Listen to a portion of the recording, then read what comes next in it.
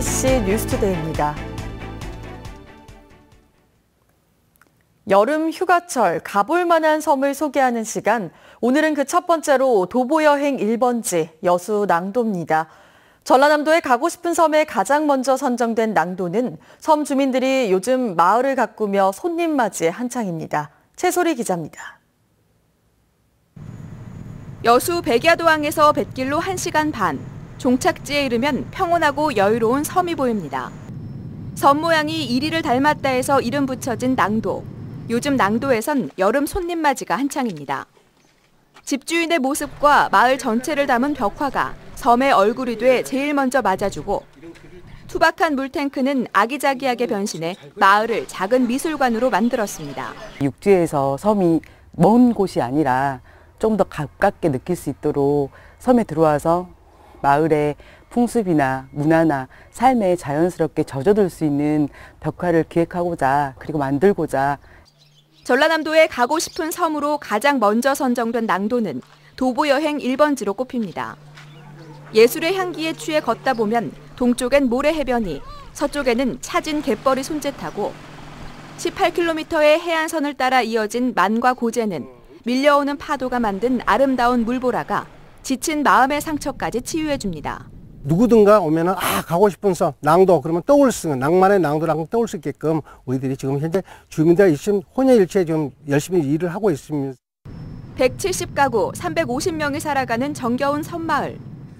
심층수로 만들어 더 깔끔하고 널리 알려진 토종 막걸리 한 잔으로 세상 시름을 한숨 접어넣을 수 있는 낭도는 지금 관광객 맞이로 분주합니다. MBC 뉴스 최소리입니다. 수확기 우박 피해를 입은 매실을 순천시가 전량 매입해 사료용으로 축산농가에 제공하기로 했습니다.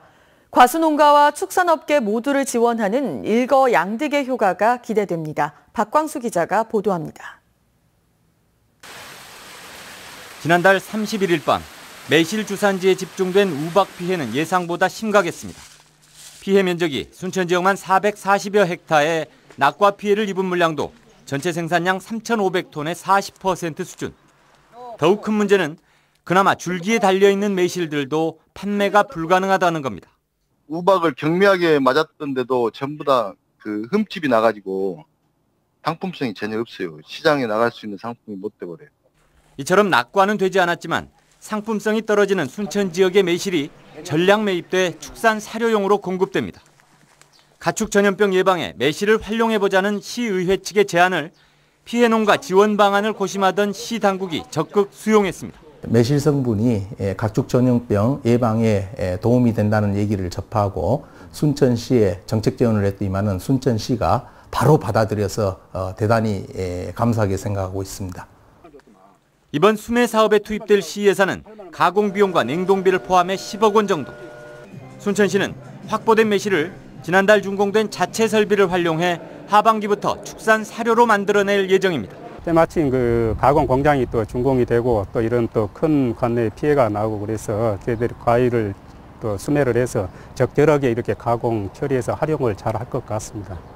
순천시는 당장 이번 주말부터 피해 과실 수매에 들어가 축산 사료 가공 작업을 준비할 계획입니다.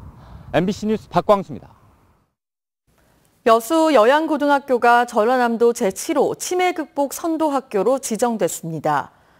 전라남도 광역치매센터는 지난 13일 여양고등학교를 치매 극복 선도학교로 지정하고 재학생과 교직원 500명과 치매 환자와 가족의 치매 파트너 역할을 수행을 약속했습니다.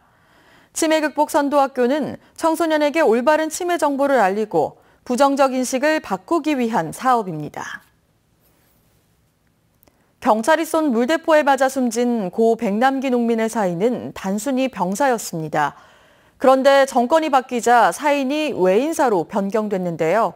백남기 농민의 가족과 이웃들은 사망 9개월이 지나서야 밝혀진 진실이 반갑다면서도 정권에 따라 사인도 바뀌는 것이냐며 씁쓸해하고 있습니다. 송정근 기자입니다. 박근혜 정부 당시 열린 민중총궐기 집회에서 경찰이 쏜 물대포에 맞아 의식불명에 빠졌다. 끝내 숨졌던 고 백남기 농민. 서울대학교 병원은 긴급 기자회견을 열고 고 백남기 농민의 사망 진단서에 적힌 사인을 기존 병사에서 외인사로 변경했습니다. 백농민이 운명한 지 9개월 만입니다. 물대포를 맞아 사망에 이르게 됐다는 사실을 정권이 바뀌자 돌연 인정한 겁니다.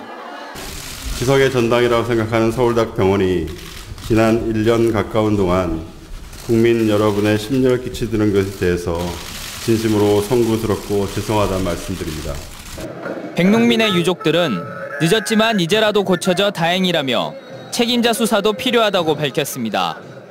일단은 늦었지만 다행이라고 생각을 하고요. 그리고 사망 원인이 어쨌든 정정된 만큼 검찰의 수사도 좀 진척이 될 거라는 기대도 한편으로는 있고요. 백농민의 고향인 보성에서는 다행이긴 하지만 정권에 따라 사연이 바뀌는 게 말이 되냐며 쓴소리가 쏟아져 나왔습니다. 의술이라고 하는 서울대학교 병원의 그 학자들이 정치의 어떤 논리에 휘둘려가지고 자기 소신도 발표하지 못하고 이런 것들이 적나라하게 드러났잖아요. 그 사망진단서의 문제 때문에 아직 유족들은 그 사망 신고조차 못하고 있습니다. 네, 그나마 오늘 이제 정정되어서 유족들에게 다소나마 위안이 될 거라고 생각합니다. 한편 백남기 농민의 사연이 외인사로 바뀌며 경찰의 책임론과 진상규명에 대한 요구가 다시 공론장에 나오게 될 전망입니다. MBC 뉴스 송정근입니다. 해양 폐기물 불법 처리 실태, 이번에는 민간업체에게 쩔쩔매는 행정당국을 꼬집겠습니다. 단속을 해야 하는 공무원이 법과 원칙 대신 업체가 처한 현실적 어려움을 앞세운다면 지도 단속이 왜 필요할까요? 신광하 기자입니다. 한 해 처리량만 15,000톤으로 해양 폐기물이 가장 많은 전라남도. 지난해 MBC 보도 이후 자치단체 합동점검이 실시돼 5곳의 업체가 영업정지와 과태료 처분을 받았고 무허가 업자들도 적발됐습니다. 단시간 내에 정리를 해줬으면 굉장히 저도 좋은 일로 지금 생각합니다만 그것은 좀 시간이 가야 좀 해결될 기미가 보입니다. 이후 1년이 지나도록 폐기물 업체와 업자들은 두어 달 영업을 쉬고 3,400만 원가량의 과태료를 낸 게 전부. 정작 방치된 폐그물은 치우지도 않았습니다. 장기간 방치된 폐그물은 재활용도 힘든 데다 1톤에 20만 원 이상씩 하는 소각비를 써야 하기 때문입니다.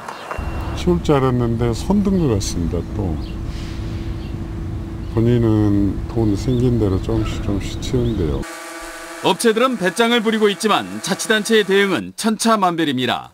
폐기물 처리를 꾸준히 명령해 고발의 근거를 쌓고 검찰을 찾아가 악성 폐기물 업자의 신분 구속을 요청하는 곳이 있는가 하면 행위자, 배출자에서 책임을 물려서 끝까지 책임을 지게 하려고 저희 쪽은 그렇게 이제 방침을 세워서 폐기물 관리법 집행보다 업체 측의 어려움을 더 앞세우는 곳도 있습니다.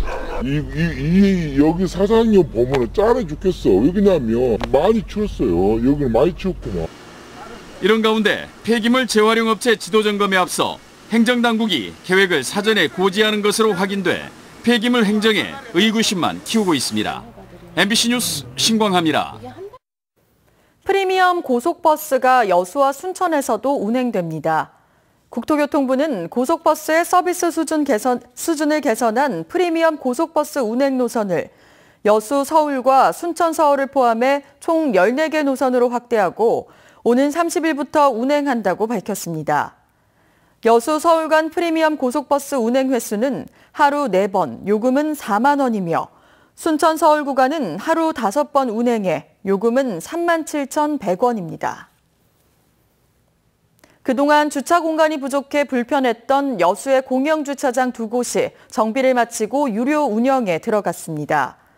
여수시는 웅천 친수공원과 흥국체육관 공영주차장에 총 사업비 10억 원을 들여 확장과 정비 공사를 마무리하고 어제부터 유료 운영에 들어갔습니다. 웅천공원 주차장은 기존 380면에서 517면으로 흥국체육관 주차장은 기존 101면에서 216면으로 늘어났으며 주차요금은 10분당 200원으로 1시간까지는 무료입니다. 광양에도 평화의 소녀상을 건립하려는 움직임이 일고 있습니다. 광양 지역 시민사회 단체들은 다음 달까지 추진위원회를 발족시킬 계획입니다. 금요일인 오늘 서쪽 지방을 중심으로는 한여름 더위가 기승을 부리겠습니다. 한낮에 서울과 대전 32도, 광주도 32도까지 치솟는 등 서쪽 지역은 30도를 웃도는 곳이 많겠는데요. 반면 동해안을 따라서는 바닷바람이 불어들면서 비교적 선선하겠습니다. 동해와 포항 21도로 어제보다 10도가량이나 기온이 크게 떨어지겠습니다. 저녁에는 대기 불안정으로 인해 차츰 내륙 곳곳에 소나기가 한 차례 지나겠습니다. 영서 북부와 충청 남부, 호남 내륙 지방을 중심으로 오겠고요. 벼락을 동반하며 요란스레 쏟아지겠습니다.